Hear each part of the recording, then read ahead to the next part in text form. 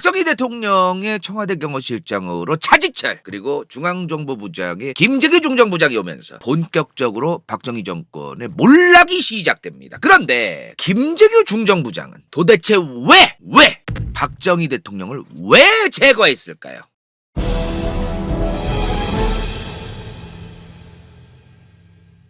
자, 저번 시간에 유경수 여사가 사망했고 그리고 국제적으로 미국이라던가 이런 나라에서도 박정희 대통령이 대한민국이란 국가에서 독재하기에 너무너무 힘든 상황, 헤쳐먹기 너무너무 힘든 상황이 연속적으로 이어지고 있었다. 국내에서도 짜증나게 계속해서 헛소리가 나오고 결국에 윤필용 씨를 제거하고 박정규 씨는 유경수 여사 사망한 책임을 물어서 이제 나가리 되고 이후락 중정부장도 나가리 되고 그리고 하나회를 계속해서 집요하게 파고들던 강창성 보안사령관도 이렇게 국내에서 박정희 본인의 최측근 4명이 한 번에 나가리가 되었다.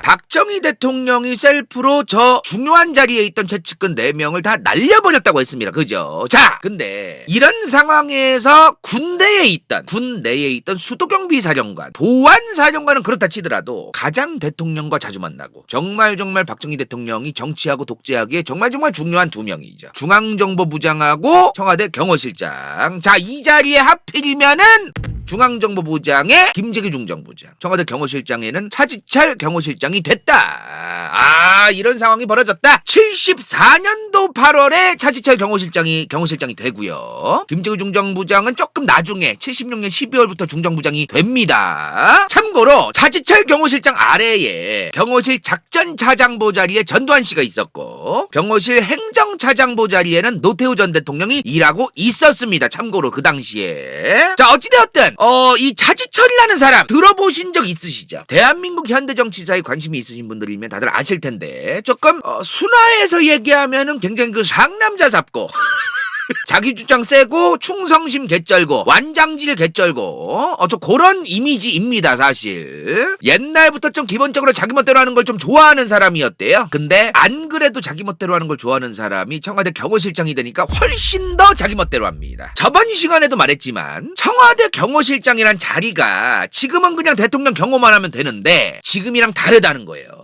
옛날에 대통령 박정희 정권 시절에는 경호실장이란 자리는 정말 대통령의 최측근이야. 대통령한테 굉장히 편하게 흔하게 자주 독대하고 대화하고 가장 곁에 두고 이런 사람이라서 엄청난 권력을 지니고 있던 사람으로 봐야 돼요. 물론 경호실장은 2인자다 이렇게까지 얘기하는 건 좀 적절하지 않은 것 같은데 다만 당시 이제 박정희 정권 때 싸바싸바하고 대통령께 잘 보이고 싶어하는 사람들이 저 경호실장한테 들이대고 좀 이제 접근하고 이런 것들이 굉장히 좀 많이 있던 시기다. 근데 박정희 대통령이 옛날부터 차지철 씨를 좀 이뻐하긴 했대요. 능력이나 실력이 좋고 좀 똑똑하고 그래서가 아니라 충성심, 의리 이런 거 있잖아요. 의리 이런 거 때문에 좀 이뻐하는 게 있었나 보더라고요. 이 양반이 이미 5.16 쿠데타 당시에 대위였습니다. 근데 5.16 쿠데타에 참여를 했고요. 그리고 6, 7, 8, 9대 국회의원 4번이나 하고 있었어요. 원래 군인이었잖아요. 그렇죠? 근데 이 양반이 이제 경호실장까지 오니까 뇌절을 하는 거야. 뇌절. 선을 넘어버려. 원래도 이제 갑질 졸라게 하고 이래라 저래라 가르치고 남들한테 이래라 저래라 하고 자기 전문 분야든 말든 간에 막 이래라 저래라 좀 그런 거 많이 하는 사람인데 이 양반이 이제 경호실장이 되고 나니까 그게 더 아나무인이 심해지는 거예요. 경호실장이란 자리를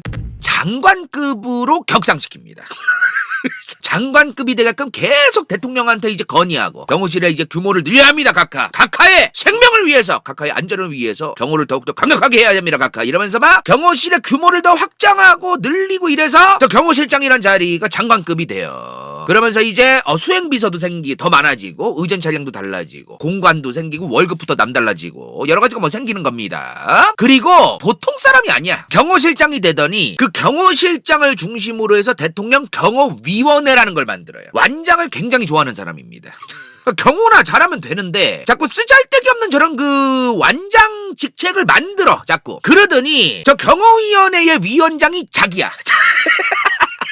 그 아래에 중앙정보부장, 국방부 장관, 장관들, 총장들, 청장들 이런 사람들을 밑에 깔아라. 물론 실질적으로 차지철 씨의 아래에 있는 사람들이 아닌데 그냥 이 경호위원회라는 위원회 안에서의 조직일 뿐이잖아요. 근데 실제로 본인이 그들보다 위에 있다라고 본인은 좀 인식하고 있었지 않나.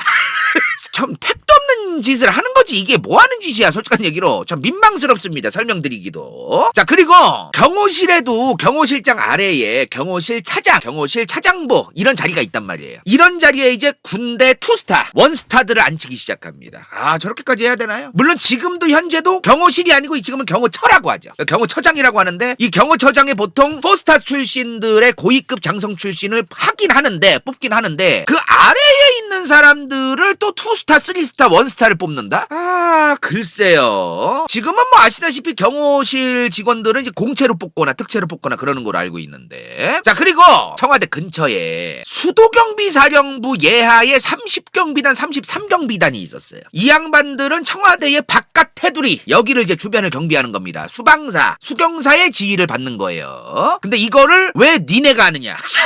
나 경호위원회 위원장이야. 내 아래에 청와대 경호는 다 내 아래로 가야지. 뭘 이거를 수방사, 수경사 아래에 둬. 당연히 내 아래로 둬야지 하면서 이거를 경호실장 지휘 아래로 변경합니다. 완장을 굉장히 좋아하는 사람이야. 물론 뭐 좋게 얘기하면은 내가 이제 경호실장으로서 각하의 경호를 안전과 안부를 위해서 내가 이제 딱 관할하고 이제 전문가로서, 전문가도 아닌데 사실 제가 볼 때 이제 그런 거를 이제 하려고 했던 것 같긴 한데. 그리고 여담인데요. 유경수 여사가 생전에 차지철 씨를 좀 좋아했대요. 그러니까 뭐 깍듯하고 이제 그렇기도 했겠고 좀 그런 게 있었던 것 같습니다. 자, 근데 이게 끝이 아닙니다. 이거 가장 큰 문제죠. 차지철 씨가 뭐 좋아요. 경호를 위해서 같이 협의할 수 있는 이런 위원회가 필요하다. 뭐 좋다 이거예요. 근데 모든 대통령실로 들어가는 보고, 만남, 대통령 각하를 뵈려면은 당연히 나 차지철을 통해야지. 나 차지철을 통해서 보고하고, 차지철을 통해서 만남을 허락받고, 순서를 결정하고, 이런 모든 거를 본인이 하기 시작해요. 이게 뭐 하는 짓입니까 이게 도대체? 너무 이거는 좀 과도한 게 있어요. 그리고 예전에 박종두 경호실장이 있을 때도 하기는 했는데요. 대통령 경호실이 지금의 경호실과 다르다는 얘기가 여기서 나오는 거예요. 경호실이 원래도 그 중앙정보부라던가 이런 그 보안사 그런 거 비슷하게 정보기관 역할을 한 게 있어요. 누구를 도청하고 감청하고 이제 이런 걸 했는데, 그거를 좀 더 확대하고 대놓고 정보기관을 설치를 합니다. 차지철 경호실장이. 그래서 정보기관까지도 우리 경호실의 산하에 둬야 된다.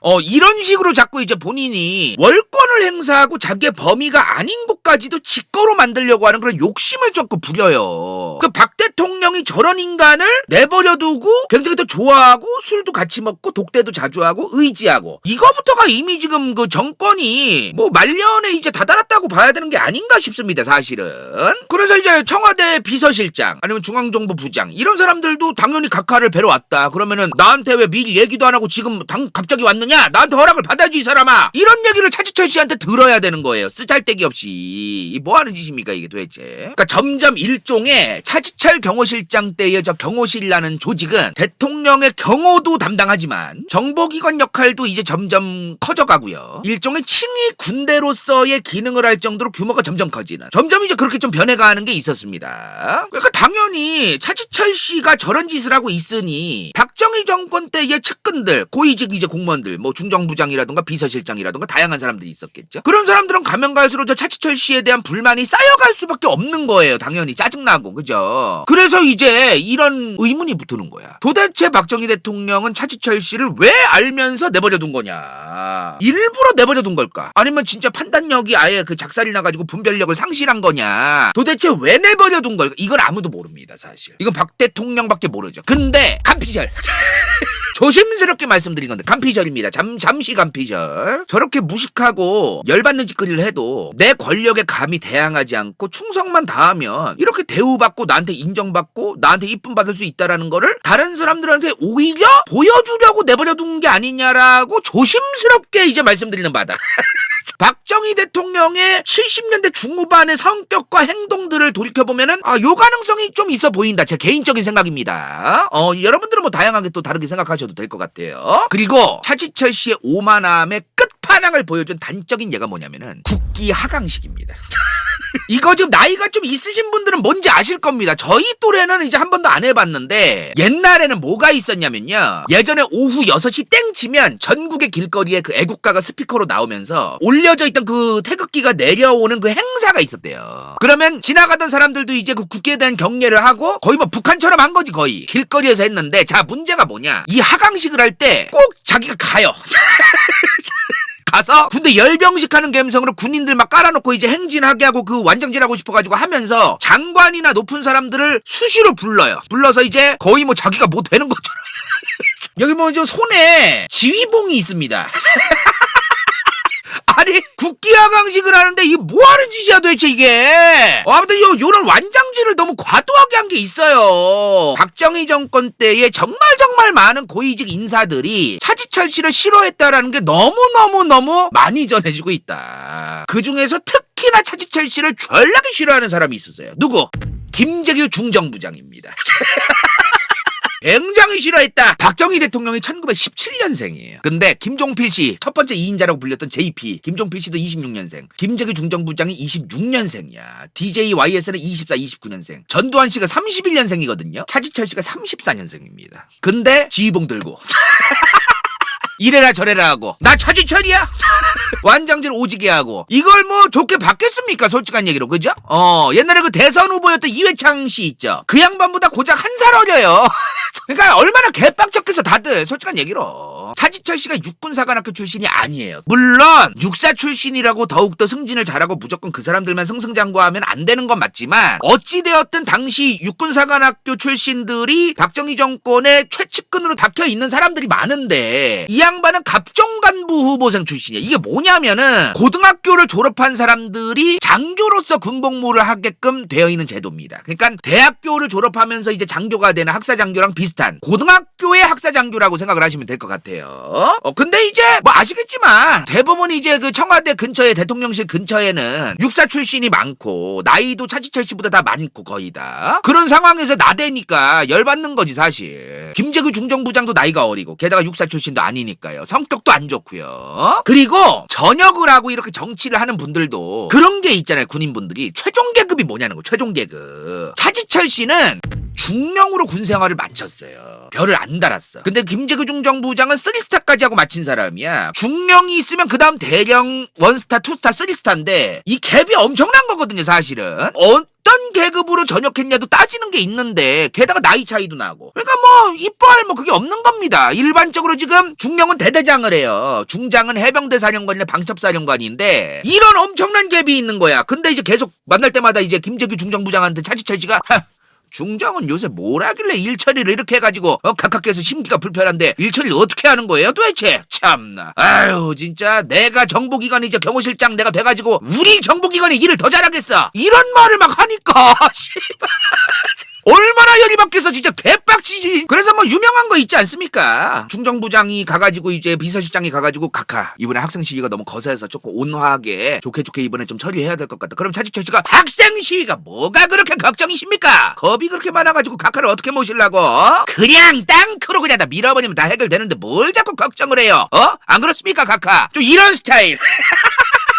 좀 바람 요소가 많아요. 예를 들어 뭐 이제 김재규 중정부장은 온화하게 지금 바꿔야 된다. 이후락 중정부장이 있을 때까지만 해도 너무 강경하게 해왔는데 시기가 많이 변했고 시대가 변했고 민심이 변했기 때문에 온건하게 해야 된다. 그러면서 이제 감옥에 가둬놨던 그런 그 학생들이나 이런 사람들도 석방을 시켜주고 면회도 불가능하게 막아놨던 사람들도 면회도 가능하게 해주고 학생 시위하던 사람들은 또 제적을 당해요. 학교에서 잘려버려 그냥. 근데 이 제적당한 학생들도 다시 학교 다닐 수 있게 대학교 다시 다니게 해주고 이런 걸 해야 한다. 이제 김재규 중정부장은 이렇게 얘기해. 그럴 때마다 이제 차지철 씨는 뭐가 그렇게 겁이 납니까 도대체?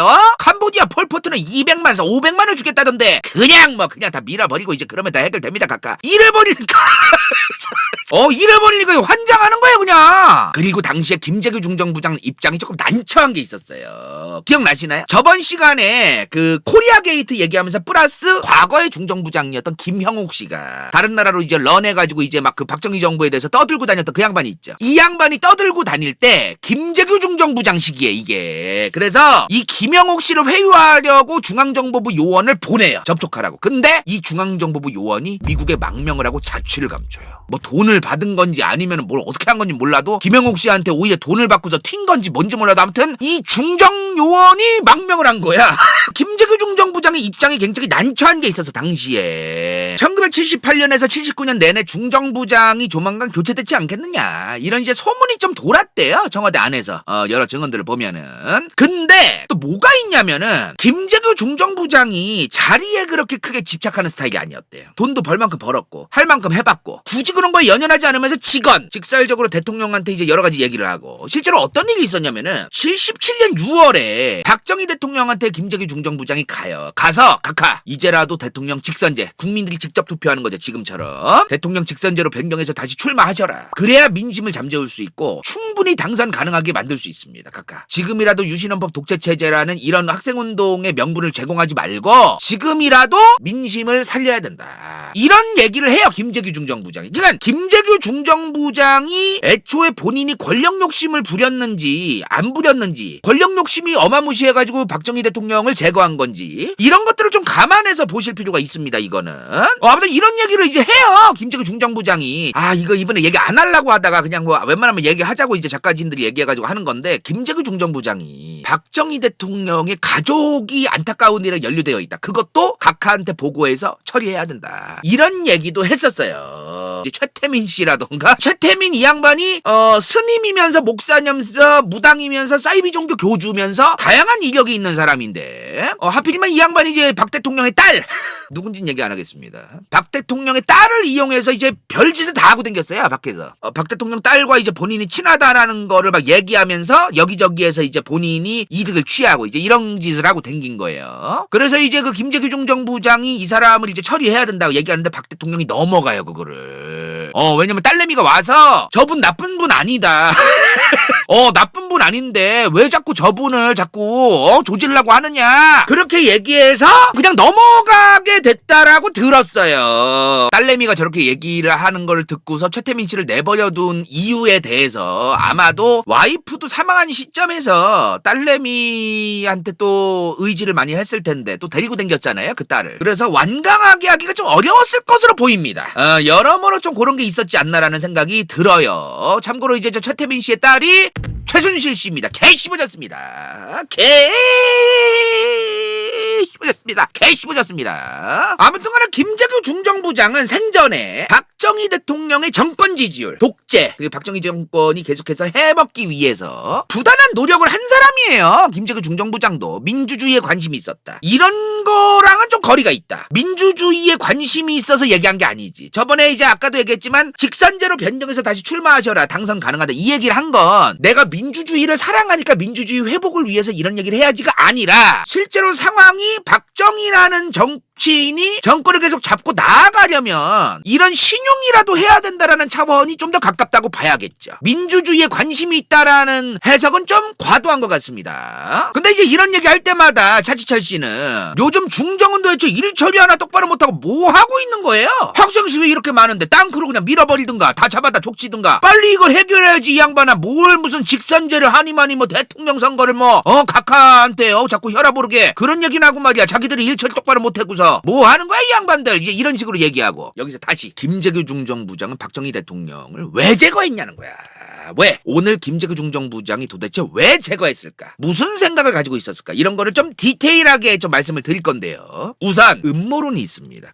미국이 개입해서 시켰을 것이다. 제거하라고. 근데 오늘 들어보시면 이거는 아닌 것 같습니다. 아무리 생각해도 이거는 개연성, 합리성 뭐가 없어요. 기존에 이제 김재규 중정부장이 박 대통령을 제거한 사건에 대해서 관심이 있던 분들은 좀 이렇게 알고 있는 분들이 많을 거예요. 김재규라는 사람은 권력을 원했다. 그러니까 애초에 난 이 전제부터가 좀 이상하다고 보는데 김재규는 권력을 원했다라고 전제를 깔아버려. 그리고 정권을 잡으려고 해서 박정희 차지철을 제거한 것이다. 이 전제를 깔고 근데 중앙정보부로 안 가고 정승화 육참과 함께 육군 본부로 가는 실수를 범해서 결국 붙잡혀서 죽은 거다. 이런 식으로 이제 묘사가 많이 됩니다. 자, 오늘 저희가 조사를 좀 디테일하게 해보니까 저는 이렇게 안 보이더라고요. 일단 김재규라는 사람에 대해서 지금 한쪽에서는 각하를 시해한 쓰레기 새끼 한쪽에서는 민주화의 영웅, 구국의 영웅 이제 이렇게 또 그 얘기하는 걸로 알고 있는데 제 생각에 뭐 민주화의 영웅이다? 저는 사실 좀 저건 과도한 것 같아요. 민주화에 그렇게 관심이 있던 사람은 아니라고 저는 보기 때문에 아무튼 이렇게 평가가 엇갈리는데 자, 우리가 오늘 김재규란 사람이 박 대통령을 죽이러 가는 그 과정, 제거하러 가는 과정 말고 그 전에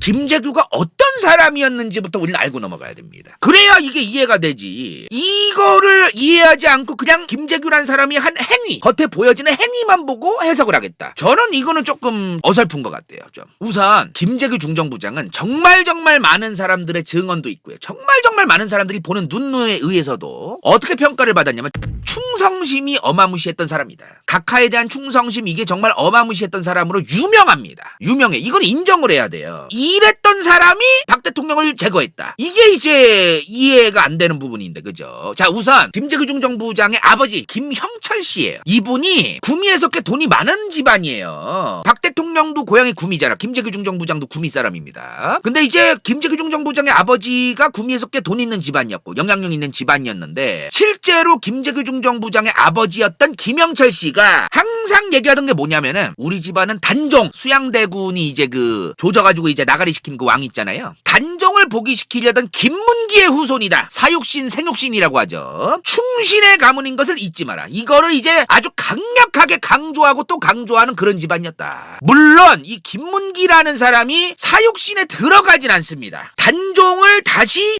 수양대군으로부터 지켜내서 다시 왕으로 이제 그 복위를 시키거나 충절을 지키려고 했던 그 신하들을 사육신, 생육신이라고 하는 거예요. 죽어서 충절을 지킨 6명의 신하를 사육신이라고 하고, 살았으나 벼슬을 버리고서 이제 조용히 살려고 절개를 지킨 6명의 신하를 생육신이라고 하는데, 김문기는 이 사육신에 해당이 안 돼요, 사실. 근데 어떤 이유에서인지는 모르겠는데요. 1977년 국사편찬위원회가 김문기를 사육신에 넣어요. 이거 가지고 말이 많았어.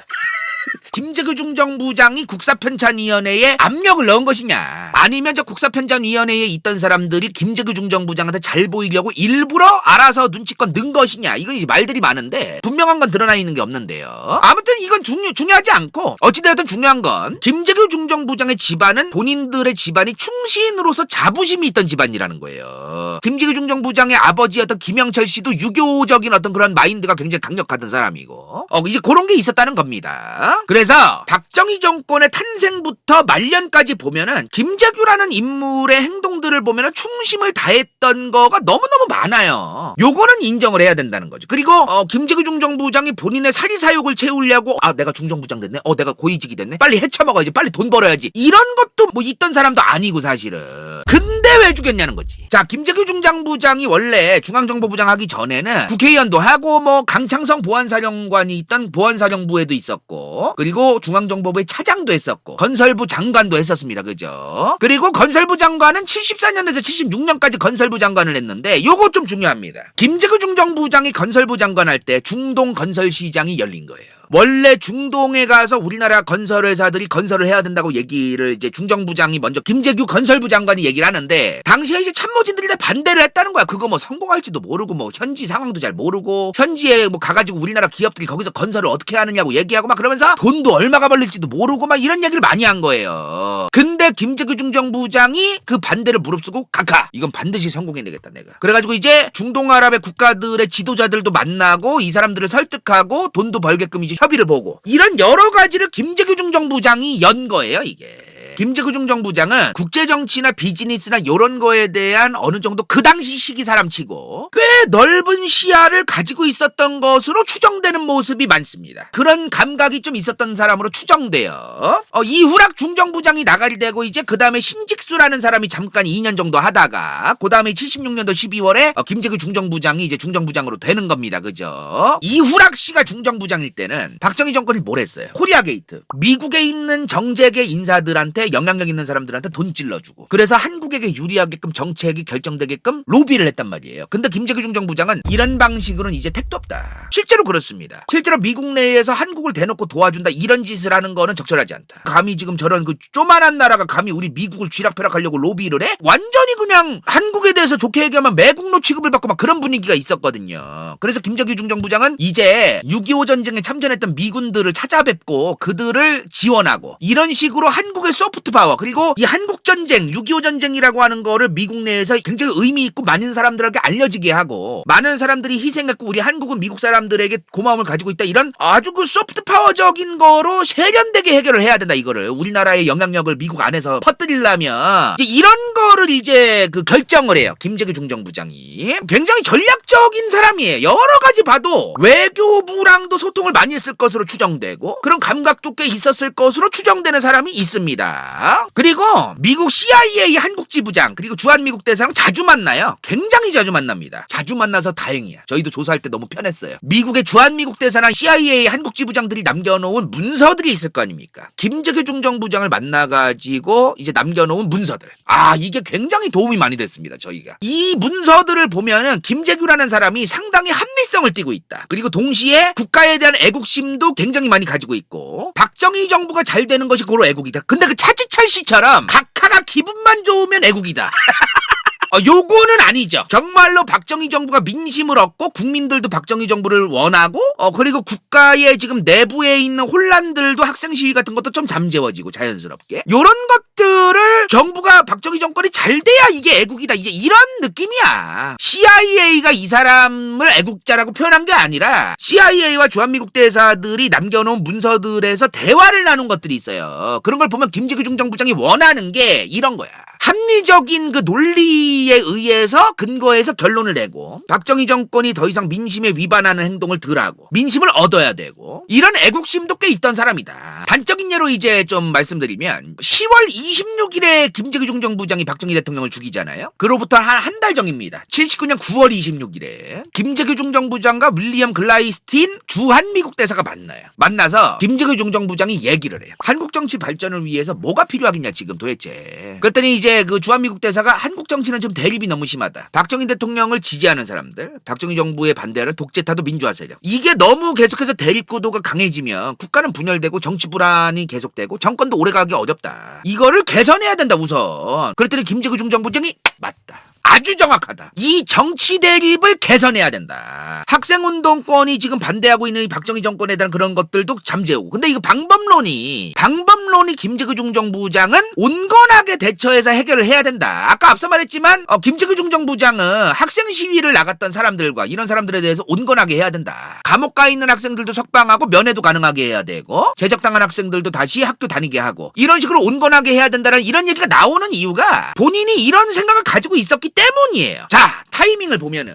9월 26일에 주한미국 대사와 만나가지고 대화를 했어요. 그리고 저거에 대해서 확신을 갖게 된 것으로 보입니다. 온건하게 해서 이제 민심을 빨리 바꿔놓지 않으면 안 되겠구나. 더 이상 국가가 계속해서 정치 대립, 박정희 정부에 대한 지지자들이 있어도 이거에 반대하는 사람들도 너무 극심하다. 요 상태가 계속 지속되면 안 되겠구나. 이거에 대한 확신을 가졌던 것으로 보여요. 저 9월 말쯤에. 그리고 나서 10월 중순이 됩니다. 한 2, 3주 지난 거죠. 부마 항쟁이 시작돼요. 부산 마산 민주화 항쟁이라고 해서 부마 항쟁이라고 하는 건데요. 이 부마 항쟁을 굉장히 좀 그냥 우습게 그냥 고등학생들은 그냥 대충 그냥 뭐 저런 게 있었구나 하고 넘어가는데 엄청난 항쟁입니다. 저게 부마 항쟁이 터지기 전부터도 전국적으로 박정희 정부에 대한 불만이 계속해서 이제 그 수면 아래에서 드글드글 끓고 있는데 저게 펑 하고 터진 게 또 부마 항쟁이에요. 아무튼 이 부마 항쟁이 있어서 터져가지고 부산 마산에서 김재규 중정부장이 부산 마산의 현장을 둘러봅니다. 둘러보고 이런 생각이 들어요. 이제 더 이상 진압하고 계엄군들 뭐 군인들 보내가지고 막 총칼로 그냥 애들 막 이제 학생들 그냥 총칼로 진압하고 이런다고 해결될 게 아니구나. 이제 정말 이제 민심이 돌아섰구나.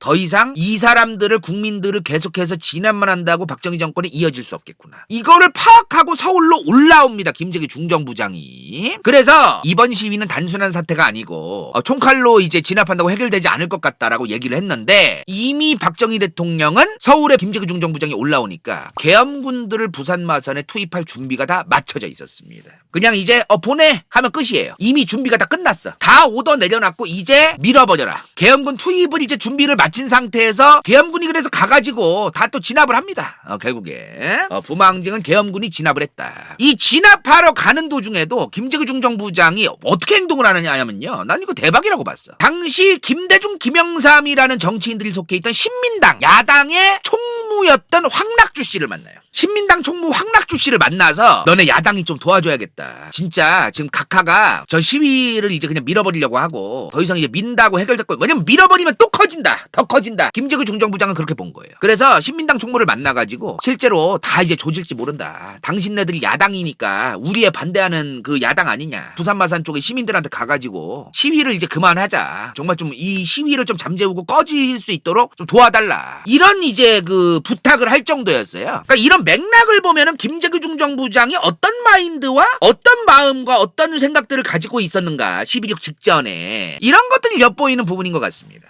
이런 얘기를 야당한테까지 가가지고 얘기하는 이유가 뭐예요? 저렇게까지 했던 이유가 뭡니까? 김재규 중정부장이 말을 안 들어. 박통희랑 차지철 씨 때문에 말이 안 먹히는 거예요. 말이. 더 이상 내가 중정부장이지만 국가를 위해서 직언을 하고 충언을 하고 이러는 건 의미가 없어지는구나, 점점. 요런 이제 상황이 점점 가고 있었다는 거죠. 그래서 이런 거를 보면은 실제로 김재규라는 사람이 민주화를 원했다? 그거보다는 박정희 정권이 민심을 몰라도 너무 모르고 있었고 그거를 대처하려는 노력조차도 안 하고 있는데 그거를 김재규 중정부장이 계속해서 노력하는 모습이 보인다는 거죠. 타임라인을 보면은. 자, 그렇게 이제 부마항쟁이 10월 20일, 이거 잘 기억하셔야 돼요. 10월 20일에 계엄군에 의해서 이제 진압이 됩니다. 어느 정도 잠잠해져요. 뭐 이제 상식적으로 시간 문제죠. 이제 뭐 10월 20에 저 부마항쟁을 계엄군에 의해서 잠재웠던 말든 간에 전국적으로 이제 박정희 대통령의 독재에 대해서 항거하고 그런 운동이 여기저기서 터질 거는 이제 시간 문제다. 뭐 이제 몇 년 안 남았다. 그런 느낌이 들었을 것 같아요. 김재규 중정부장은.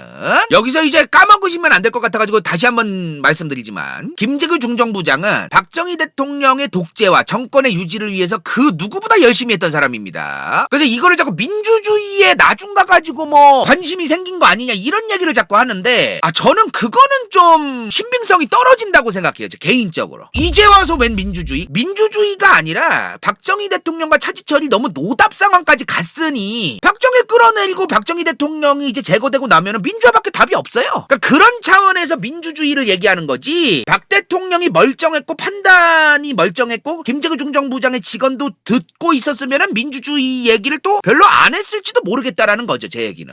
이거는 좀 분명히 할 필요가 있다는 겁니다. 그리고 이런 일이 있고 나서 그날이 왔습니다. 11.6. 자, 이날 아침에 가족들한테 내가 없을 때도 서로 잘 챙겨주고 이러면서 이제 잘 지내고 있어야 된다라는 말을 했다는 거예요. 근데 이게 어다르고 아다르다고 나 이제 죽으러 가니까 내가 없어도 잘 지내 이런 느낌으로 말한 건지, 아니면 내가 집안에 없을 때도 너희들끼리 잘 챙겨주고 항상 그러고 있어야 된다라고 그냥 좀 그런 느낌으로 얘기한 건지, 이게 어다르고 아다르거든. 어찌됐든 뭐 이런 멘트도 있었다라는 이제 증언이 있습니다. 그죠? 이런 거를 보면 정황상 계획적이었다라는 부분이 좀 있습니다. 우발적으로 한 건 아니라는 게 이제 끝났어요. 이거는 논쟁거리가 아니야. 이제 김재규 중정부장은 계획적으로 박정희 대통령과 차지철 씨를 제거한 거지 우발적으로 욱해가지고 술 먹고서 한 거다라고 얘기하기가 어렵다라는 겁니다. 이건 이제 차차 말씀을 드릴 거예요. 자, 그 결전의 날 12.6 빵야빵야의 날, 이날 오전에 무슨 일이 있었냐면 스케줄이 삽교천 방조제 준공식이 있었어요. 방조제라는 게 이제 간척지에 바닷물 못 들어오게 하려고 이제 만들어 놓은 뚝 있죠, 뚝. 벽 같은 거. 준공이 다 돼가지고 이제 각하께서 방문을 할 예정이었던 겁니다. 전날 원래 근데 김재규 중정부장도 같이 가려고 했었어요. 근데 아침에 이제 차지철 씨가 아니 시국이 지금 어느 시간인데 중정부장까지 서울을 비워서 되겠어요? 나 참 진짜 이해가 안 되네. 이런 시국일수록 서울에서 계속 있으면서 진득하게 이제 나라 상황을 계속 돌봐야지. 각하께서 내려가는데 본인까지 쪼르륵 내려가고 이래가지고 되겠어? 이런 얘기를 한 거예요. 그 이후에 차지철의 오더를 들은 건지 아니면 각하께서도 그래 중정부장 오지 말라고 해 얘기를 해가지고 안 간 건지는 모르겠지만 어찌되었든 김재규 중정부장이 원래 같이 가기로 되어 있었는데 안 갑니다. 실제로 같이 갔어야 되는 이유가 있어. 당진에 KBS 단파방송 송신소라는 게 있었어요. 이게 뭐냐면은 라디오 전파도 쏘고 당시에는 대북방송, 라디오 주파수를 북한에서도 듣게끔 하는 그 대북방송을 중앙정보부 관리하에 당진에 있는 KBS 단파방송 송신소에서 쏘고 있었어요. 그거를 박정희 대통령이 시찰하러 가는 날이었기 때문에 그것 때문에라도 이제 중정부장이 가기는 갔었어야 됐는데 뭐 아무튼 그런 게 있었습니다. 자, 근데 오늘 그거를 또 아셔야 되는 게 뭐냐면은 이거는 좀 전제로 해야 돼요. 김재규 중정부장은 10월 26일이 아니어도 다른 날에도 박정희 대통령을 제거할 수 있었어요. 저 10월 26일 아니면 죽일 기회가 없고 이런 식으로 받아들이시면 안 됩니다. 얼마든지 기회는 10월 26일 아니더라도 앞으로도 있을 수 있었어요. 자, 어찌됐든 어찌되었든 사교찬 행사와 당진 송신소 시찰 이후에 각하께서 이제 헬리콥터를 타고 다시 서울로 이동을 합니다. 근데 이제 각하가 차지철 경호실장한테 오늘 궁정동 안가에서 술 한잔하지, 중정부장도 불러, 그렇게 얘기를 한 거야. 그래가지고 이제 차지철 경호실장이 알겠습니다 각하 하고서 중정부장한테 전화를 해요. 오늘 저녁에 각하께서 궁정동 안가에서 술자리 때 부르셨으니까 저녁 한 5시 6시까지 오셔, 이제 이렇게 얘기를 한 거야. 그래가지고 이제 갔어. 그러니까 이것도 웃긴 게 뭐냐면은 김재규 중정부장이 궁정동 안가에서 술자리가 있었기 때문에 전날 박 대통령을 제거할 수 있었던 거잖아요. 만약 없었으면 어쨌을 거냐는 거야. 없었으면 저 10월 26일 날 날짜에 너무 집착할 필요가 없다는 거예요. 저 10월 26일은 여러모로 그냥 타이밍이 맞아서 여차저차 그날 제거를 한 거지, 전날이 아니어도 충분히 나중에도 제거할 수 있는 겁니다. 김재규 중정부장은 요거를 절대로 잊으시면 안 돼요. 자꾸 헷갈립니다. 자, 그래서 김재규랑 차지철 경호실장이 이제 오후 4시에 통화를 했어요. 그로부터 이제 한 15분에서 30분 뒤쯤에 정승화 육군 참모총장한테 생뚱맞게 전화를 해요. 차지철 경호실장이 궁정동 안가에 술자리가 있으니까 오라고 전화를 받고 나서 정승화 육참을 부른 겁니다. 이거 잘 기억하셔야 돼요. 굉장히 중요합니다. 정승화 육참을 굳이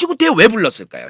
자, 이게 궁정동 안가의 대략적인 그냥 평면도예요. 이렇게 벽이 있고 이제 이러면은 가운데 도로가 있고 본관이 있고 구관이 있고 가나 다동이 있었어요. 건물이 5채야. 김재규 중정부장이 정승화 육군참모총장한테 전화해서 궁정동에서 저녁이나 오늘 함께 합시다 얘기를 해요. 근데 정승화 육군참모총장은 그날 각하가 오시는지를 몰랐어요. 그냥 김재규 중정부장이 자기랑 같이 밥을 먹자고 하니 간 거지, 박정희 대통령도 그날 저녁에 올 거라는 거는 모르고 있었던 겁니다. 보면은 본관에 정승화 육참이 와 있어요. 근데 박 대통령하고 비서실장, 경호실장, 중정부장은 나동에 있던 거예요. 서로 다른 공간에 있던 거, 같은 한 건물에 있던 게 아닙니다. 그리고 참고로 하나 말씀드리면 이 궁정동 안가, 궁정동에 있는 안전가옥을 얘기하는 겁니다. 이 안전한 가옥, 안전한 집을 안가라고 줄여서 얘기하는 거예요.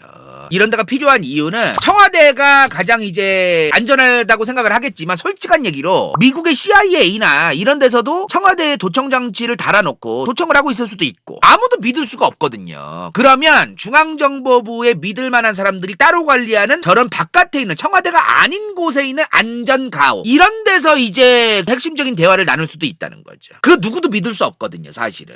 자, 근데 여기서 이해가 안 되시죠? 이분이 이제 정승화 육참인데 왜 김재규 중정부장은 각하랑 술을 오늘 저녁에 먹을 예정이라는 차지철 경호실장의 전화를 받자마자 그 이후에 30분 뒤쯤에 정승화 육참을 왜 따로 불렀냐는 거야. 이게 중요한 거 아니겠습니까? 그죠? 실제로 나중에 재판 받을 때 검사가 물어봐요. 왜 박정희 대통령하고 정승화 육참을 겹치게 불렀냐 물어보니 김재규 중정부장이 나는 혁명을 결심했기 때문에 육군 참모총장과 접촉해둘 필요가 있어서 그랬다라고 얘기합니다. 김재규 중정부장은 본인의 집무실에 있던 금고에서 총기를 장전해둡니다. 그리고 본인 집무실에 뒀다고 알려져 있어요. 그죠? 여기서 자꾸 사람들이 소설을 쓰게 되는 거야. 김재규 중정부장이 이 총을 금고에서 꺼낸 집무실이 어디에 있느냐? 여기야. 궁정동 안가의 본관, 여기에 김재규 중정부장의 집무실이 있는 거예요. 즉 김재규 중정부장은 언제든지 이 궁정동 안가에 박정희 대통령이 온다면 제거할 수 있는 기회는 너무너무 많은 겁니다. 근데 이거를 김재규 중정부장이 어디 저 궁정동 안가가 아닌 저 다른 곳에서 자기 집무실에서 총을 일부러 꺼내왔다는 것처럼 얘기가 되는데 그게 아니라는 거예요. 이 궁정동 안가 본관에 있어요, 본인 집무실이. 요거를 좀 아셔야 됩니다. 저 금고에서 이제 총기에 실탄을 장전해두고 자기 집무실에 뒀어. 근데 이 행위가 의미가 없어. 내가 볼 때 마치 김재규 중정부장이 본인의 집무실에서 일부러 금고까지 열어서 총기에 실탄까지 장전해서 집무실에 숨겨뒀다? 숨겨둘 필요가 뭐가 있냐고. 자기 집무실이 여긴데 본인은 이제 여기서 저녁에 술 먹을 예정이고 각하랑 같이 본인 집무실이 여기다 뭘 숨겨뒀다, 이 말 자체가 자꾸 사람들한테 오해와 왜곡을 만드는 게 있어. 저 궁정동 안가에 박정희 대통령이 한두 번 오는 게 아니에요. 술 먹을 때마다 자주 오던 곳이야 저기는. 근데 여기를 마치 김재규가 작당을 해가지고 총을 금고에 서 있던 거를 숨겨놨다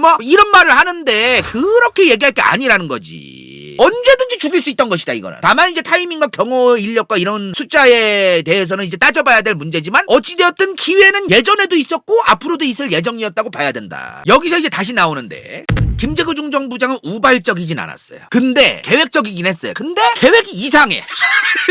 계획적으로 제거를 하긴 했는데 계획이 좀 이상해. 좀 그런 게 있습니다. 이 얘기가 이제 나오잖아요. 요거에 대해서 이제 오늘 좀 말씀을 드리려고 하는데, 사실 이제 아가씨들 2명을 또 불렀어. 모델 신재순 씨랑 가수 심수봉 씨를 불렀어요. 불러가지고 이제 각하 양옆에 이제 여자들 끼고 이제 술 먹게끔 한 건데, 아무튼 이때 박정희 대통령이랑 김계원 비서실장, 차지철 경호실장, 김재규 중정부장 4명이서 이제 술을 먹을 예정이었던 겁니다. 앞서 말했다시피 본관에는 정승화 육군참모총장을 불러놨어요. 근데 정승화 육군참모총장은 각하가 여기 와 있는지 몰랐습니다. 오후 5시 반쯤 김계원 비서실장이 먼저 도착합니다. 김재규 중정부장하고 뭐 친했대요. 형님 동생 하는 사이였는데, 여기서 이제 우리가 드라마에서도 보고 다양한 이제 다큐에서도 봤던 그 장면이 나옵니다.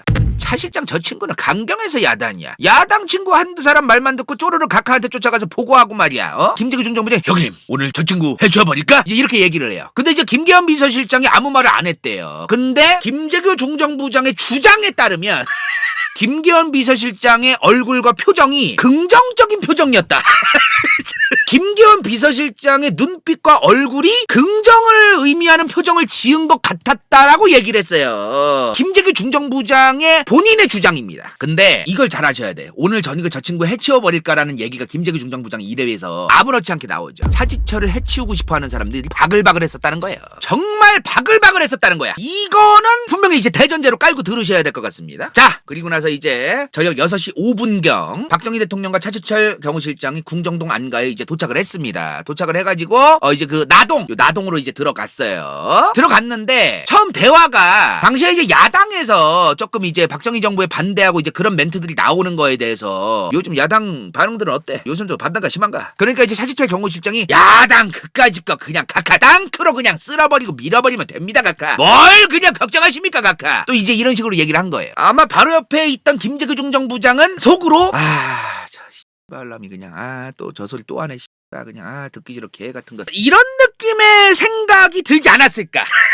그런 생각이 조심스럽게 추정하는 바다 항상 수많은 참모들이 얘기할 때도 차지철 경호실장은 각하의 말씀이 옳습니다. 역시 각하의 판단이 옳습니다. 이거에 반대하는 놈들은 그냥 이거 종북좌파 미친놈들이 말이야. 각하! 저도 말씀을 하시고 다 끌어내겠습니다 제가. 이런 스타일. 자, 그리고 아가씨 2명 저녁 6시 반에 신재순 양과 심수봉 양을 당시에 연회장으로 이제 들여보냈어요. 뭐 말벗도 하고 뭐 이제 각하 옆에서 술도 따라드리고 이제 그러라고 부른 것 같습니다. 근데 당시에 김재규 중정부장의 뇌 속에서 어떤 생각이 들었을까를 이제 조금 생각을 해보셔야 돼요. 지금 국가가 위기 상황이고 민심은 점점 개판이 나고 있고 차지철은 계속해서 말도 안 되는 소리를 나불거리는데 박정희 대통령은 그 말을 듣고 맞아! 임자가 말한 게 맞아! 이러고만 앉아있고 이 꼬라지를 보고 있어서 여러분들이 김재규 중정부장이야 만약에. 근데 그 꼬라지를 또 눈앞에서 생생하게 보고 있어. 내 눈앞에서 씨발 양옆에 아가씨 2명 끼고서 이제 박정희 대통령하고 김계원 비서실장 옆에 앉아있고 차지철이랑 맞장구 치면서 각하 다 밀어버리면 됩니다만 속으로 어땠을 것 같아요? 솔직한 얘기로 여러분들 입장에서 속 터지지. 그냥 분기탱천 이빠이야 진짜. 분기탱천. 추정할 수밖에 없습니다. 김재규 중정부장이 당시에 어떤 마인드를 가지고 있었는가에 대해서는 추정할 수밖에 없는데, 엄청난 그 각하에 대한 충심과 국가에 대한 애국심과 미래에 대한 어떤 이런 생각이 충돌하고 있었을 것이다. 이 사람이 충심이 없다 아예. 이게 아니라 충심은 있는 사람인데 충심을 하나마나 국가가 망하고 있어요. 박정희 대통령이 이제 분별력이 사라지고 이제 차지철도 개소리하고 그러니까 국가는 망하고 있는 거야. 이제 개판 나고 있는 거예요. 그래서 이 두 가지가 충돌하고 있었을 것으로 전략에 추정되는 바다. 차지철에 대한 분노는 여기에 굳이 늘 필요도 없어요. 왜냐면 차지철은 그냥 옛날부터 제거하고 싶었을 거예요. 기회만 됐다 하면은 저 새끼를 언제 조지지? 언제 실종된 거로 처리할까? 기회만 됐다 하면은 언제 죽일까 쟤를? 뭐 이런 고민은 뭐 너무너무 당연하게 했을 것으로 추정되는 부분이기 때문에 그런 고민도 아니다 그거는 제가 볼 때. 자, 이렇게 만찬이 이제 시작이 됐어요. 그리고 저녁 7시경에 만찬이 시작되고 1시간 정도 지났을 때죠. 자리를 일어납니다. 일어나서 본관으로 가요. 나동에서 본관으로 갑니다. 여기서 쪼쪼쪼쪼쪼 해서 가서 정 총장 와 계셨군요. 미안합니다. 각하께서 갑자기 술자리를 만드셔가지고 어쩔 수 없이 제가 여기에 계속 참석하기 어렵네요. 중앙정보부의 차관보 김정섭 후배입니다. 이 친구도 굉장히 해박하고 아주 뭐 사리분별 세상 물정을 잘 아니까 이 친구랑 같이 식사하고 계십시오! 라고 얘기를 하고 저는 좀 이따가 다시 오겠습니다 하고 다시 나동으로 갑니다. 이제 그렇게 된 거예요. 물론 정승화 육군참모총장을 만난 다음에 정승화 육참이 본관에 있었으니까 그 본관에 김재규 중정부장의 집무실도 있었고요. 그 집무실에 이제 들러서 그 실탄 장전했던 총을 챙깁니다. 이제 이때 챙긴 겁니다. 그리고 여기서 총 챙겨가지고 이제 정승화 육참하고 인사하고 쪼쪼쪼쪼쪼 해가지고 나동으로 다시 간 겁니다. 그 나동으로 가는 과정에서 김재규 중정부장의 신복 아끼던 부하들 2명을 부릅니다. 박선호 과장과 박흥주 비서관을 불러요. 불러서 이제 대화를 나눕니다. 오늘 저녁에 해치울 테니까 너희들은 방 안에서 총소리가 나면 나를 도와서 경원을 처치해라. 각오는 되어 있겠지. 그러니까 이제 알겠습니다. 따르겠습니다. 근데 여기서 의아한 게 뭐냐면은 박선호 과장이 각하까지 포함됩니까? 라고 물어봐요. 이게 저는 좀 굉장히 중요하다고 보는데, 원래부터 각하와 차지철 씨를 둘 다 죽일 예정이면 이거를 굳이 물어볼 이유가 있나라는 생각이 들더라고요. 김재규 중정부장이 예전부터도 이 박선호와 박흥주에게 야! 각하랑 차지철 둘 다 1+1으로 다 둘 다 죽여야 돼, 이 얘기를 계속 하고 있었다면 각하까지 포함됩니까를 왜 물어보냐는 거예요. 근데 각하까지 포함됩니까를 물어봤다는 건 또 달리 말하면 차지철은 당연하다고 생각했구나.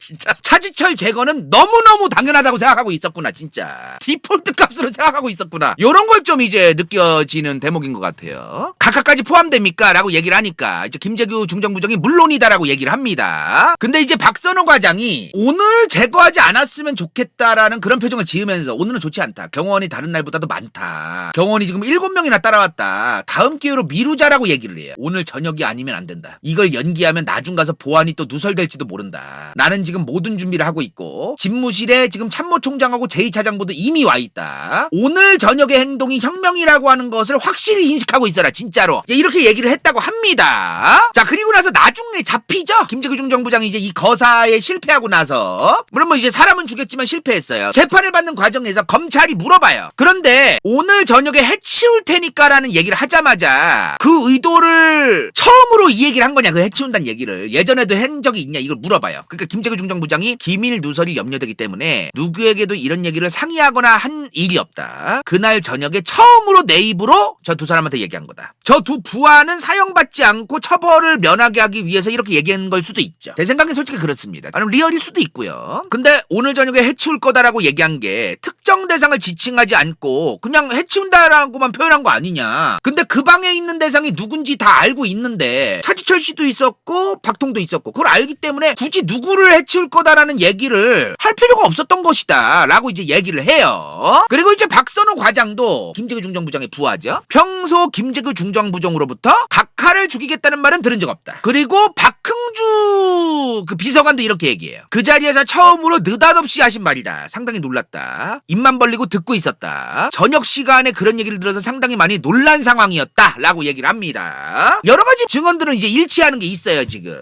어차피 지금 누구를 죽였냐가 중요한 거예요. 이 재판에서 차지철이 아니야.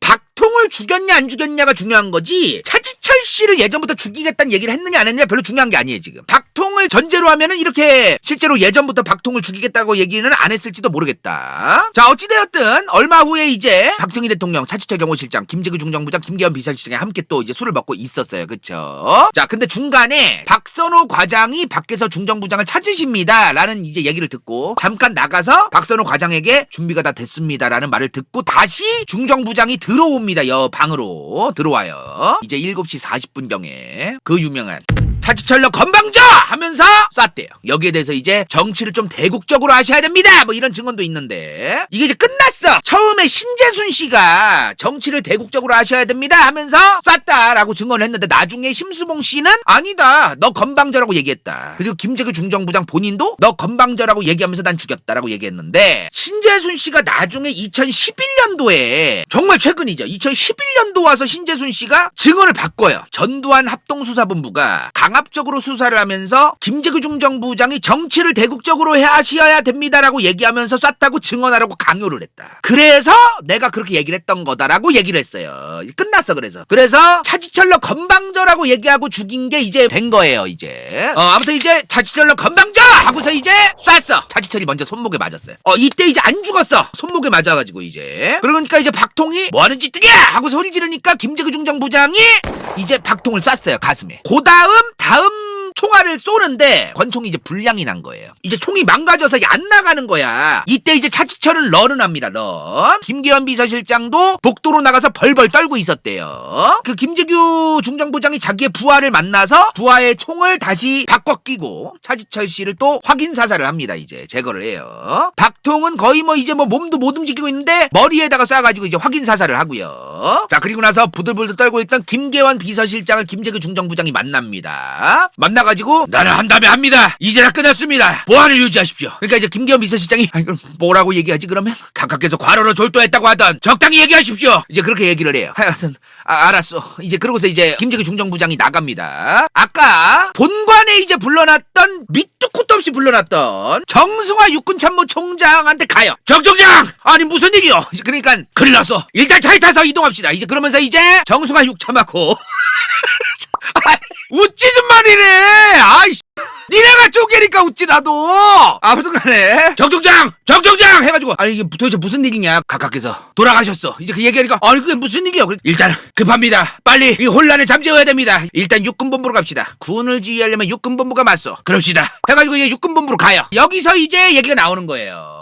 중앙정보부로 가지 않고 육군본부로 향한 김재규에 대해서 굉장한 실책을 범했다. 이 사람이 본인이 관할하고 본인이 관리하고 본인이 진두지휘할 수 있는 중앙정보부로 가지 않고 왜 육본으로 갔느냐. 이거를 육본으로 간 건 패착이었다. 이 얘기가 있는 거예요. 그거는 김재규 중정부장의 정신상태, 당시 뇌구조가 어떤지를 너무 넘겨짚고 얘기해서 그렇게 됐다고 난 봐요. 나는 육군본부로 간 게 맞다고 봅니다. 오히려 육군본부로 간 게 문제가 아니라 입을 가만히 두지 않았던 김계환 비서실장에 의해서 이 일 다 거슬려지는 거지. 이 양반이 이제 다 꼰지를 거든 나중 가서 김재규 중정부장이 각하를 쏜 겁니다. 이제 그걸 육참하다 가서 꼰질러 이 사람이. 이게 가장 핵심적인 문제인 거지. 중정부장이 중정으로 안 가고 육본으로 간 게 실책이다. 저는 그거는 사실 동의하기 어려워요. 많은 분들이 육본으로 간 게 패착이다 이 얘기를 하는 이유가 뭐야. 중앙정보부는 공작, 선동 이런 게 가능한데 박 대통령을 죽인 거를 본 사람이 이제 살아남은 사람이 3명밖에 없어. 일단 그 아가씨 2명. 아가씨 2명이 입 맞게 하면 그만인데 한 명밖에 안 남은 거야. 김계환 비서실장. 이 한 명만 입 다물게 하면 다 모든 게 이제 해결되는 거잖아요. 이 상황에서 육본 가는 것도 난 나쁘지 않다고 봅니다. 저는. 근데 다만 김재규 중정부장이 뭔 생각인지 몰라도 김계환 비서실장을 너무 믿었다. 자 어찌되었든 육본으로 갔어요. 이것 때문에 간다요가 아까 이 얘기를 한 거예요. 김재규 중정부장이란 사람이 엄청난 충심을 가지고 있었고 근데 애국심도 있었고 이게 충돌하고 있었다. 요거에 대해서 충돌하고 있던 게 있다는 얘기를 제가 아까 강력하게 얘기했습니다. 그죠? 철저하게 한 계획치고는 뭔가 허술하고 육본으로 갔는데 간피절 너무 올려친다고 생각하진 마시고요. 진짜 나는 일리가 있다고 생각해서 얘기하는 건데 권력 욕심보다도 국가의 정상화에 관심이 꽤 있었던 사람이다. 국가 정상화가 민주화인지 아닌지까지는 모르겠고 국가가 정상이 아니긴 했단 말이에요. 박통의 판단력, 분별력이 이제 떨어지고 있었고 차지철 씨는 개소리하고 있었고 국가가 비정상성을 띠고 있는 건 사실이란 말이에요. 그걸 그 바로 옆에서 중정부장이 보고 있고 그래서 저 국가의 정상화를 목적으로 하고 있었던 사람이라는 전제하에 이제 들어보시면은 아구가 좀 맞는다는 거예요. 자 김재규 씨는 아까 앞서 말한 부마항쟁 결국에는 김재규 중정부장의 얘기를 듣지 않고 계엄군으로 개박살 내가지고 해결한 저 부마항쟁 이거부터 국민들의 불만이 터져 올라서 더 이상 답이 없다. 이거를 이미 알고 있던 사람입니다. 국제정치라든가 어느 정도 세상 물정에 대해서도 시야가 어느 정도 넓은 그런 사람이었다고 아까 앞서 얘기를 했어요. 이런 상황에서 국가가 정상화가 되려면 박통한테 백날 얘기해도 이제 안 되는구나. 안 들어. 박정희 대통령은 이제 더 이상 말을 안 듣는 사람이야. 차지철이 얘기하는 거에 대해서는 임자 얘기가 맞아. 이제 이렇게 얘기한다거나 답이 없는 상황이 된 거예요. 이제 박정희라는 사람은 아예 남의 얘기를 안 듣고 이제 자기가 원하는 대로 다 밀어버리자. 다 그냥 끌어내라. 조져라. 이런 방식으로만 해결을 하려는 사람이 됐어요. 더 이상 이제 이거는 뭐 논쟁이 없어. 논쟁이. 제거를 해야만 나라가 정상화된다고 생각해서 가능성이 높다고 저는 봅니다. 차지철과 박통을 제거하지 않고 나라가 정상화되는 방법을 위해서 열심히 김재규 중정부장을 오늘 앞서 말한 것처럼 열심히 직언을 했어요. 각하 이제라도 이제 생각을 바꾸시고 이제 학생들을 너무 조지시면 안 돼요. 그럴 때마다 차지철이 나타나가지고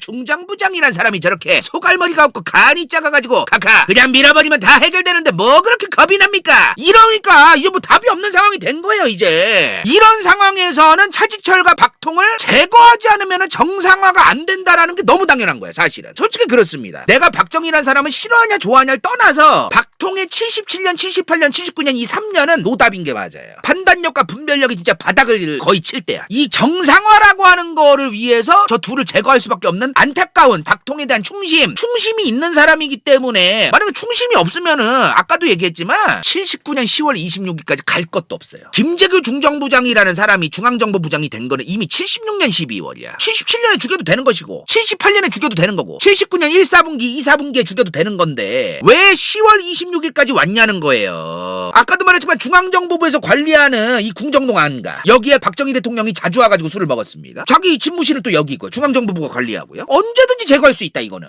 근데 왜 그때까지 질질 끌다가 79년 10월 26일 11.6까지 왔느냐 이 말이에요. 이게 설명이 안 된다는 거야. 김재규란 사람이 권력 욕심이 그득그득해가지고 죽였다, 이렇게만 설명하기에는 너무 설명이 안 된다는 거죠. 자, 그리고 여기서 이제 국가의 정상화를 생각하는 사람이란 전제를 깔고 이제 설명을 좀 드릴게요. 왜 육참을 데려왔느냐? 정수가 육군참모총장을 밑도 끝도 없이 불러냈다고 했습니다. 굳이 구태여. 그리고 육군 본부로 향했어요. 2024년 12월 3일의 계엄령 같은 허무맹랑한 계엄령이 아니라 정말 필요한 비상계엄령이 있지 않습니까? 정말 국가에 필요한 계엄령이란 게 있어요. 대통령 갑자기 죽었어. 게다가 남북한 대치 상황이고 1979년이면은 정말 무슨 일이 일어나도 이상할 게 없는 그런 시기입니다. 그러면 대통령이 사망한 게 본격적으로 전국적으로 알려지기 전에 이 혼란스러운 상황을 일단은 막기 위해서 가장 먼저 해야 되는 게 뭡니까? 비상계엄령이에요. 그 비상계엄령이 내려졌을 때 계엄사령관이 누굽니까? 육군참모총장입니다. 이번에 그 윤통도 이제 계엄사령관 육참이었잖아요. 육군참모총장이 계엄사령관이 되게 되어 있어요. 물론 이건 최규하 국무총리의 재가를 받아야 되게 되어 있는데, 계엄사령관이 육참이 되게 되어 있기 때문에 다시 앞으로 돌아가서 4시에 오늘 저녁에 술자리가 있을 예정인 궁정동 안가로 와라라는 차지철의 전화를 받고 30분 뒤에 정승화 육참한테 궁정동에 오라고 밑도 끝도 없이 얘기를 했다고 했습니다. 그러면 제거한 다음 비상계엄령을 때리는 것까지도 생각을 한 것이다, 이런 생각이 든다는 겁니다. 국가가 정상화가 돼야 되고 국가가 혼란스러우면 안 되려면은 비상계엄령이 빨리 때려져야 되고 육참이 비상계엄의 계엄사령관이 되니까요. 이런 일련의 과정을 보면은 육군 본부로 가는 게 이상한 건 아니라고 나는 생각한다는 거예요. 육본으로 간 게 실책이다, 그거는 김재규란 사람이 중앙정보부를 이용해가지고 빨리빨리 했으면 다 해결됐다, 이런 전제를 까는 건데, 솔직히 김기원 비서실장이 나중 가서 계엄사령관이었던 정승화 육군참모총장한테 가가지고 김재규 중정부장이 죽였다고 일러요. 근데 이 사람이 일러 바치지만 않으면은 사실 모르는 겁니다. 이 양반이 일러 바치기 전만 해도 아무도 김재규가 죽였다고 생각을 안 했어. 거의 오히려 차지철이 죽였다라고 생각하는 사람들이 많았대요. 당시 여러 증언들을 보면은 각각해서 돌아가셨구나, 차지철 그 새끼가 결국 일을 벌였구나, 이렇게 얘기하는 사람들이 대부분이었다는 거예요. 워낙 이미지가 안 좋으니까, 평판이 안 좋고, 김재규 중정부장은 충신의 이미지도 너무 강력하고 당연히 그런 짓을 할 사람이 아니라고 생각했고, 평판이 그랬어. 그러니까 이 양반이 얘기만 안 했으면은 아무 문제가 없었다고 저는 봅니다. 육본으로 간 게 딱히 문제가 아니라고 난 생각을 한다. 솔직한 얘기로 당시에 김재규 중정부장이 중앙정보부에 가면은 딱히 뭘 할 수 있는지도 전 모르겠어요. 정보가 많다, 공작을 할 수 있다, 선동할 수 있다, 알겠는데 그건 그거고, 당장 그날 가가지고 뭐 할 거냐는 거야. 당장 그날, 방금 전에 1시간 전에 사람을 죽였어. 그리고 나서 중앙정보부에 갔어. 이제 뭐 할 건데? 중앙정보부 안에도 애국심이 있거나 국가에 충성하고 박통에 충성하는 사람들이 꽤 많이 진입이 되어 있었어요. 중앙정보부 안에서 김재규 중정부장이 아무렇게나 막 마음대로 야 이거 선동해, 그것도 아니다. 그러니까 중앙정보부에 가서 정보를 통제하고 선동을 하라고 오더를 내린다? 이것도 말이 안 된다. 비상계엄령을 때려서 일단은 전국이 혼란스러워지는 거를 막은 상태에서 중앙정보부에 가서도 비상계엄령이 왜 때려졌냐면 이러이러해서 때려졌다, 그래서 우리는 앞으로 국가가 혼란스러운 걸 방지하기 위해서 일한다, 요 정도로 얘기하는 것이 오히려 바람직하다. 당시에 비상계엄령이 떨어지지도 않고 제대로 떨어지지도 않은 상태에서 중앙정보부에 가도 문제인 게 뭐냐면은 국가의 정상화가 안 될 수도 있는 거예요. 갔더니 비상계엄령이 제대로 안 됐어. 그러면은 제2의 쿠데타, 제3의 쿠데타, 누가 또 쿠데타를 일으킬지 모르는 거거든요. 쿠데타를 막으려면은 일단 군을 장악해야 되고 비상계엄령은 필수적입니다. 제2의 쿠데타 막으려면 비상계엄령이 무조건 1순위인 거야. 비상계엄령을 안 하고서 중앙정보부 가봤자 저는 잘 모르겠다. 뭐 각자 뭐 소설을 쓸 수 있겠는데요, 저는 그렇게 생각한다는 겁니다. 자, 그래서 아마도 김재규라는 사람은 이런 구상을 하지 않았을까 싶어요. 오늘 박통을 제거할 건데 정승화 육참을 일단은 불러놓고 나중에 박통 제거한 다음에는 정승화 육참을 중심으로 비상계엄령을 선포하자.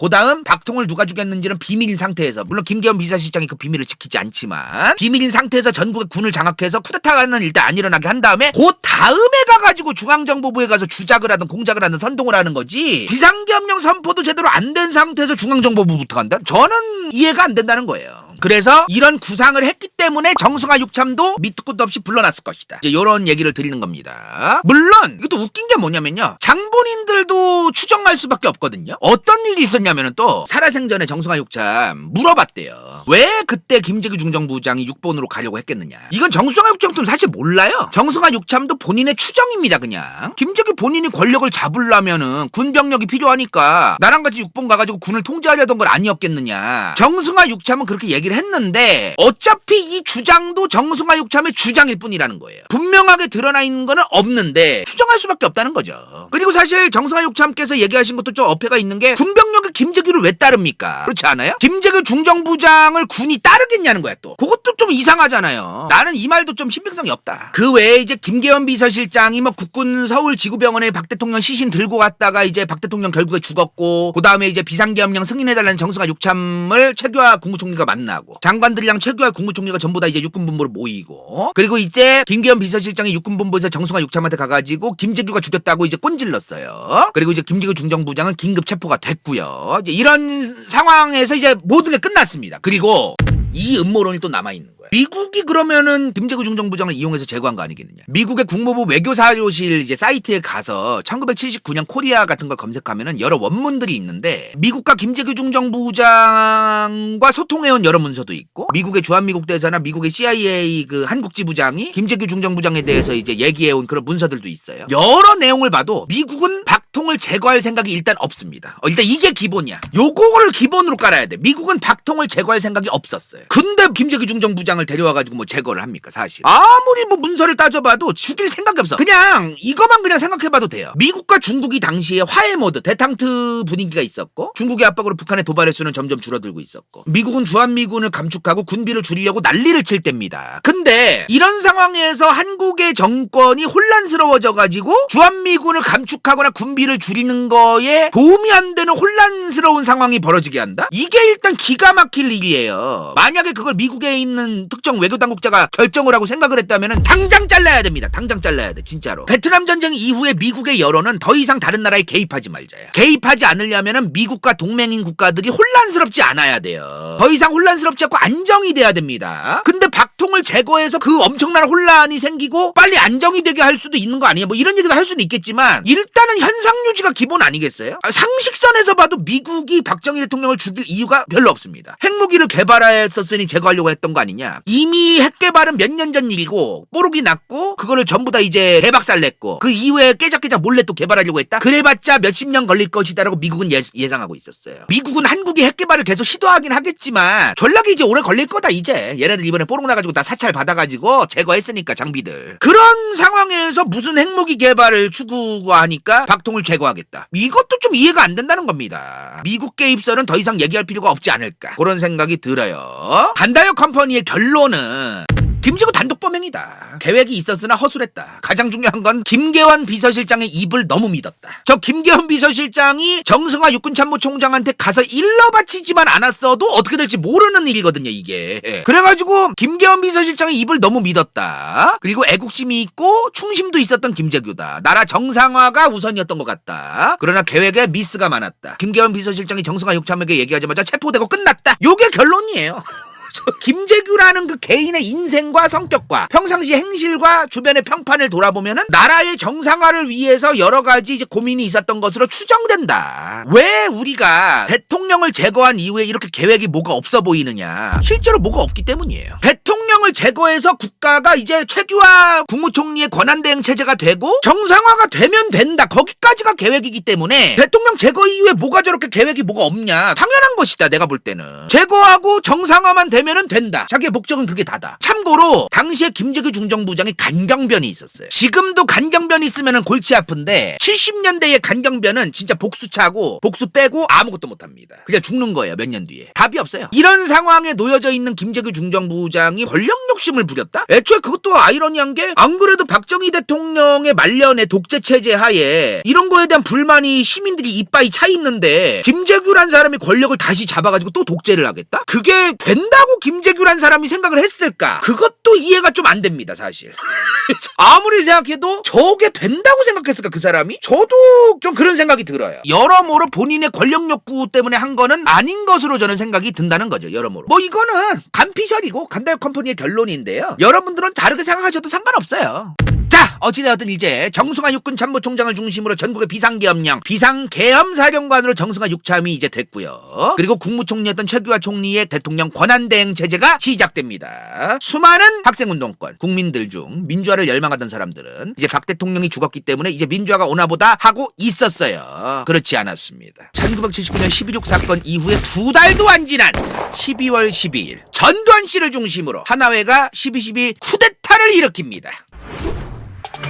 인생 동반자 좋기 반리성형 피부과 박경민 화이팅 컵에 당근 간다요 후원자 부츠 vs 더 월드 은빛 마술사 가로낸 댕다 재영인 주리성 크로스컵 정선촌노 시우필 러블리 20 정현리 한명쾌 도도도 아전가 호잉오빠 이건 재밌을지도 몰라.